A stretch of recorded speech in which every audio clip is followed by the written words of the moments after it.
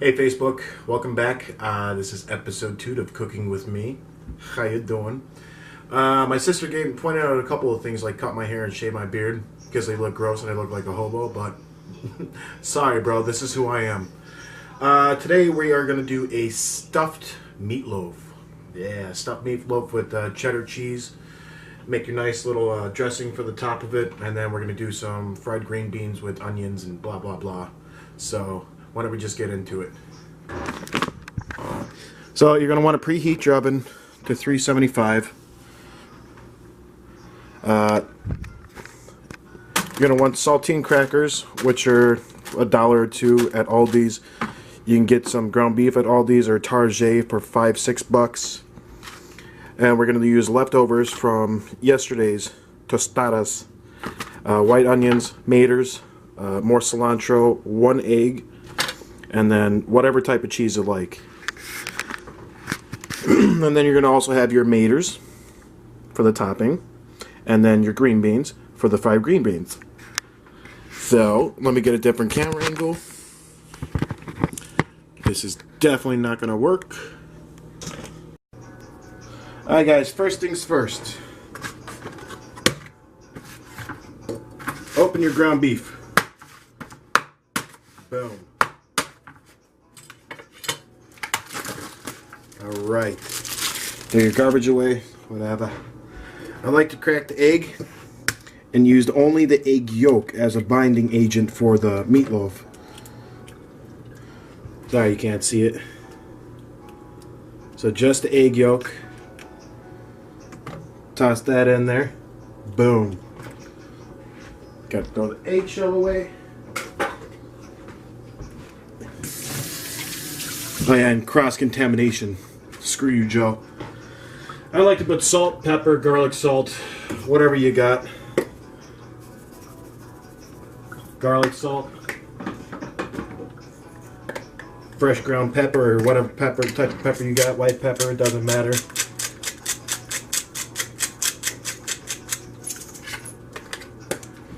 And my personal favorite that I put on everything, adobo. Yeah. A lot of that bitch in there.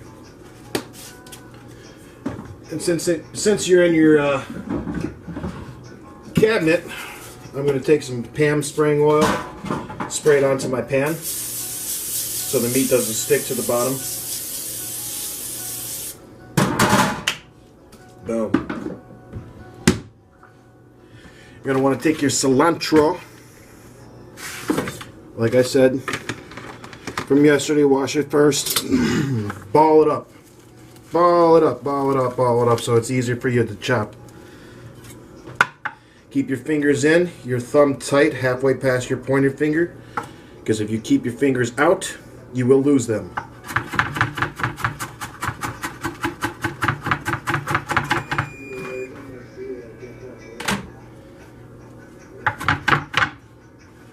Like I said yesterday, turn the cilantro sideways after you slice it one way. Do it again. That should give you a nice slice.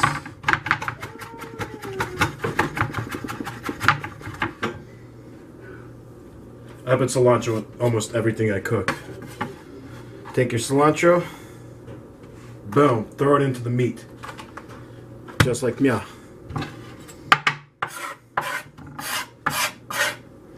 Next, take your onion that you have left over from yesterday. Slice the end off, slice it in half. Take off the excess skin. Boom. Slice them. However thin or thick you like. So you're just going to put them into the meatloaf. You're not going to use a lot in the meatloaf, and you're going to use most of it into the green beans when you fry those up.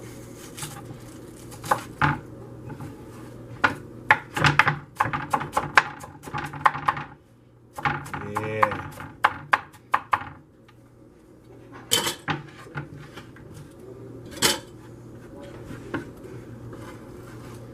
Throw those onions in there. I use a lot of ingredients in everything. You want to open your saltine crackers.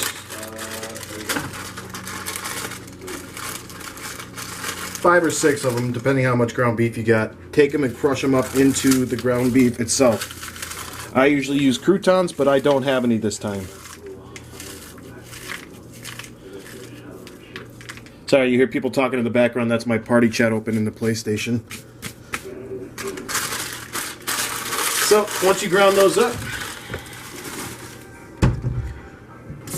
turn on your water so you can wash your hands after you do this so you don't cross-contaminate anything.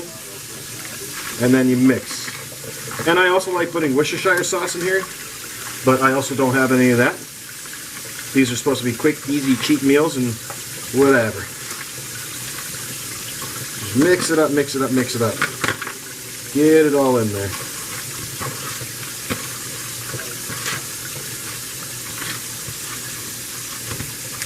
And get all those flavors and all those ingredients nice and mixed up so they're all consistent when you eat it. This way you just don't get a giant chunk of onion with a giant chunk of cilantro.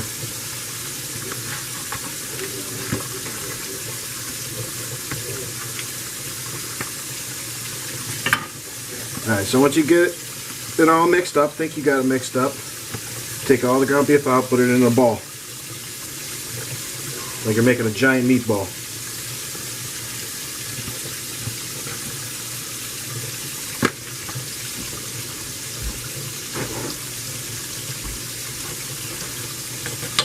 Throw that onto your cutting board.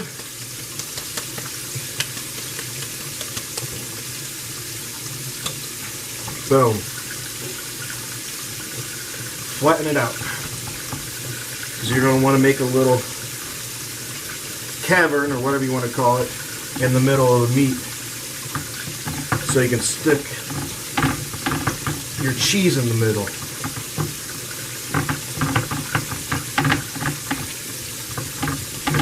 Alright, I'm going to wash my hands.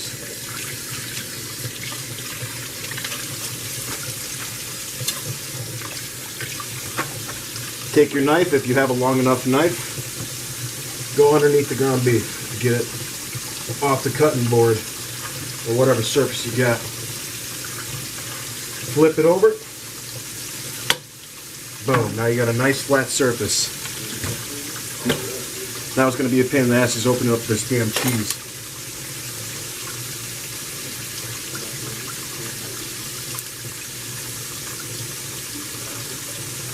You can never open these damn things.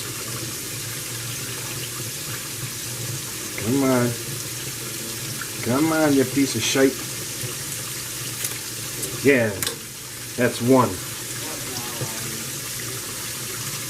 I'm using cheddar cheese sticks today because that's what I have left over.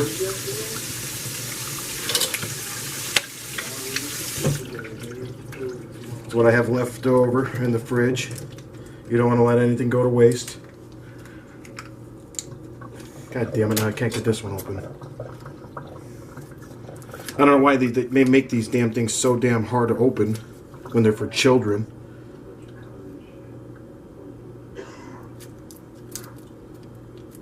Come on. Sorry guys, I'll skip through all this so you don't have to see it. Yeah, that's number 2.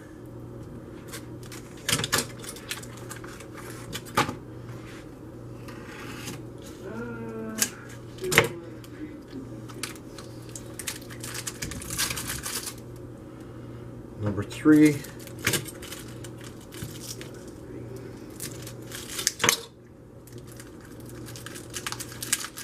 Number 4. I'll take that one, break it into smaller chunks to put it in the back of the meatloaf so it's consistent. And I'm going to take my extra little cilantro that I got sitting here, put that inside. Yeah, get all that flavor up in there. What you gonna do next? Let's try to flatten the meat out a little bit more so you can cover all the cheese properly, so you can seal it properly. Roll it over one side. Don't push down too hard yet. You want to take the other side of the meat. sure it's off the cutting board. Flop it over. There you go. Boom. And you want to keep your folded side up so the cheese doesn't drain out. Push down the top so it seals it. Pinch the ends of your meatloaf. And push the folds up towards the flap. So when that cheese melts, it stays in the middle of your meatloaf.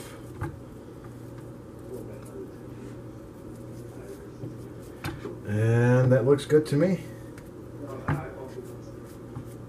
Form it out, and don't forget, when you cook your meatloaf, no matter how big it is now, it's going to shrink when you put it in the oven, when you cook it. So take your meatloaf, put the flat side down onto the pan itself. Because like I said, you want the flat part down. You want the part you folded over up so that cheese doesn't drain out. Plop that into your pan. Boom. Take your maters, or if you don't have tomatoes, take your ketchup, whatever flavors you want to put. I have whole tomatoes, but I crush them up a little bit, like I'm making a pizza sauce or a nice red sauce. Open it up, lay it on top. There we go. Get all them juices on there. You don't want a lot of juices from the tomatoes into the pan itself, because you will boil the meat and it will come out like stale and taste disgusting. So put that on there. Rinse your hands. Just because I'm going to put a little bit more adobo on top. Just for a little extra seasoning. Boom. Next, you're going to want to take your aluminum foil, cover the top of it,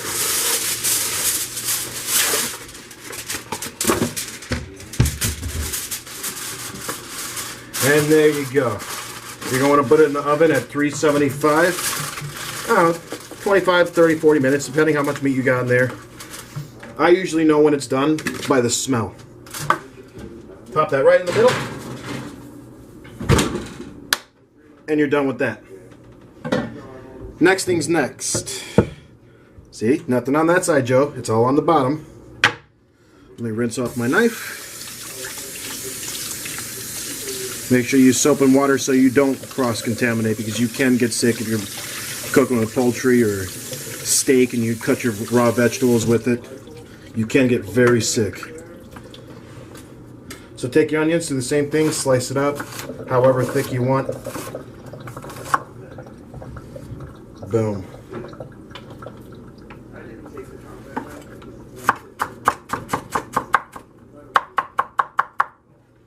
There you go, give a couple extra little slices.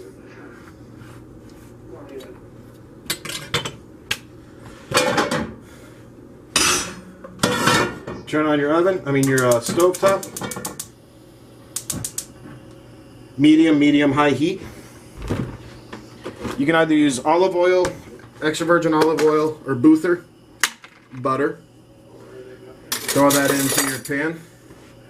I go with butter because I'm fat and I don't care, and I love it. Put a good amount in there. You're going to want to let that melt down a little bit. Let that melt down, get it all over your pan. Yeah, don't that look good, Facebook? And I just want to thank everybody for the feedback yesterday, all the views. That's amazing. Hopefully you guys really enjoy this. This way I can start making more for you. Alright, take your mater from yesterday, slice it. Watch your fingers though.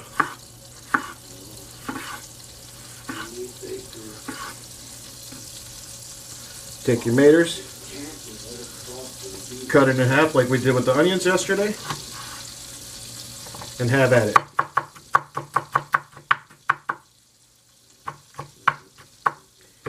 to toss your onions in first, because if you cook the tomatoes first, it will get soggy and nasty in the pan. You want to fry and caramelize your onions first.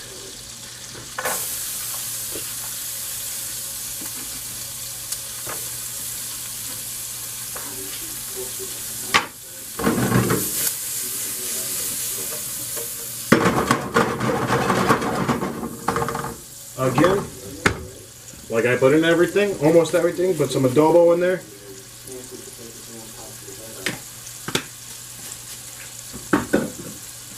Some more fresh pepper or ground pepper, whatever you got. Put it all over.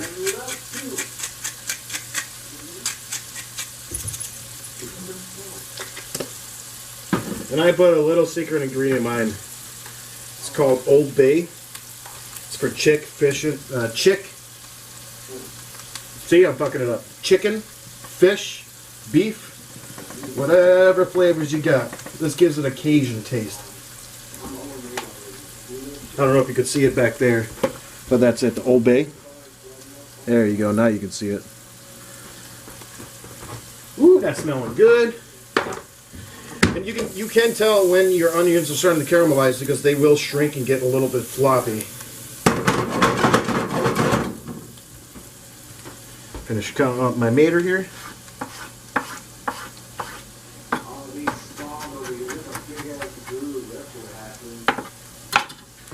There, let's show you the pan.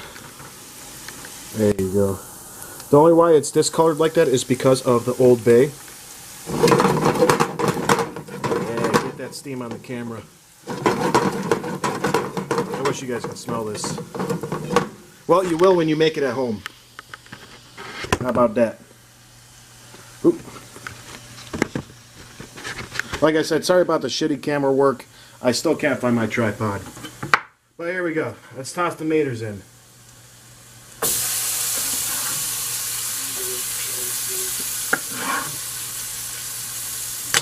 Mix that around a little bit.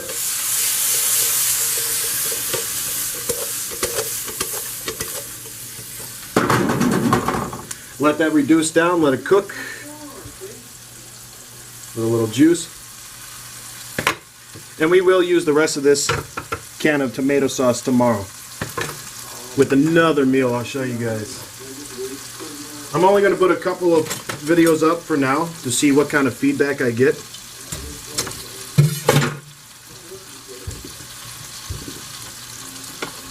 And if I get some good feedback, I'll put up more. That's how it works, doesn't it? There you go.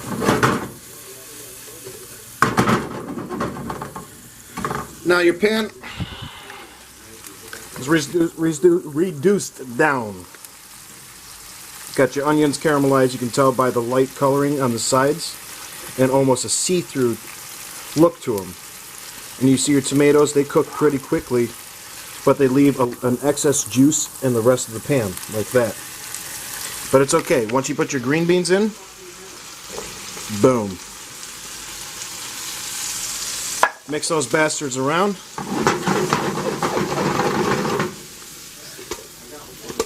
Sorry, I'm trying to hold the camera and do this at the same time. It's not really working. Yeah. There you go. Might be a little bit more professional. Stir that around. Green beans are already pre-cooked in the can. So you want to take your heat, turn it down low to the almost lowest setting. You got to see how much flame is coming up. That's as low as it goes for mine. Alright, so once this is done cooking, I'll put it up on the pan for you guys, and then we'll be back in a second and I'll show you what the finished product is of the meatloaf. And need in mind, you're going to have to open the oven to check the meatloaf and take off that tin foil so you can get the top of the meatloaf nice and crusted. Alright guys, until it comes out, see you soon. Alright guys, now it's time to check on your meatloaf. Open it up, pull it out. Boom. Smells delicioso. It's been about 15 minutes since I checked it. Be careful, your aluminum foil is going to be really hot. And once you open one side of it, steam will come out and it will burn your face, so be very careful. Yeah. See the steam coming out? There we go. She's looking good to me. Looking good. Alright guys, you're going to want to pop that back in there about 5-6 more minutes. So you can get the top of it nice and crusty, get the edges nice and crusty. There you go. See you in a second. There we go. I pulled out the meatloaf out of the oven. I don't know if the camera was on or not. Pulled the meatloaf out after leaving it uncovered for 5 or 6 minutes. I just put the green beans onto the cutting board where I'm going to eat. Put you guys back up here. There we go. Let's hope it stays. Then you want to take a little butter knife or something so you don't scratch the bottom of your pan.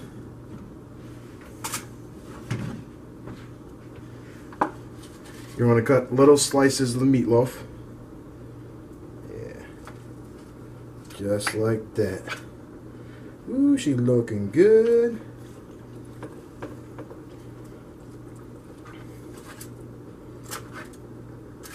There we go.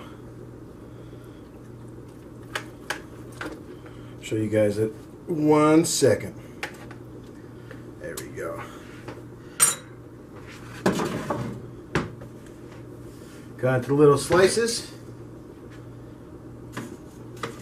Take it.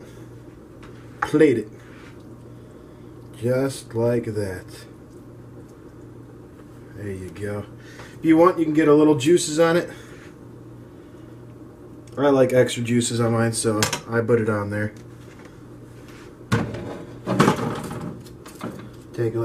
Take it, drizzle a little bit on top. Get all those juices and flavors off of there. Put a little bit on your green beans. Extra flavor is always better. There you go. And then I take it, garnish it.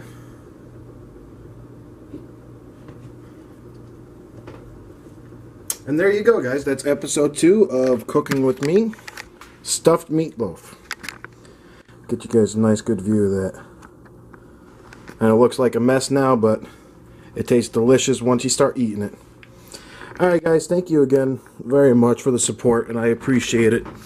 Make sure if you watch my videos, leave a comment, tell your friends, share it. Give me a couple thousand views, guys, so I can keep on making these for you. As always, wake up with a smile on your face or that day doesn't count. Alright guys, peace.